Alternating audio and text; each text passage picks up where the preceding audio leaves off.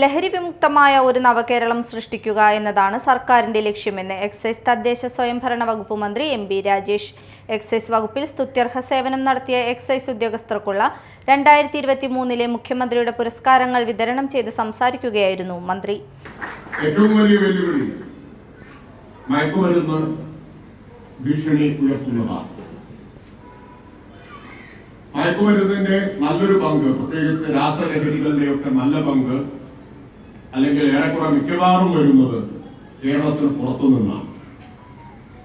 ബാംഗ്ലൂർ, ഗോവ, പിന്നെ മധ്യേന്ത്യൻ സംസ്ഥാനങ്ങൾ എന്നിവിടെ നിന്നൊക്കെ ആയിട്ടാണ് മയക്കുമരുന്നിന്റെ നല്ലൊരു പങ്കും സിന്തറ്റിക് ഡ്രഗിന്റെ നല്ലൊരു പങ്കും എത്തിച്ചേരുന്നത്.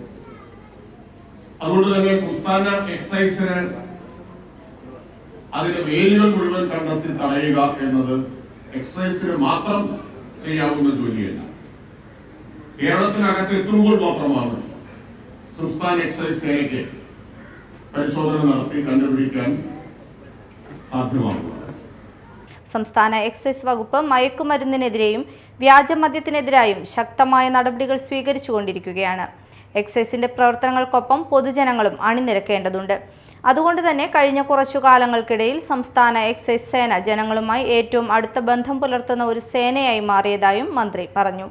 Thrissur state excise academy and research centre parade ഗ്രൗണ്ടിൽ നടന്ന ചടങ്ങിൽ മന്ത്രി സേനാംഗങ്ങളുടെ അഭിവാദ്യം സ്വീകരിച്ചു.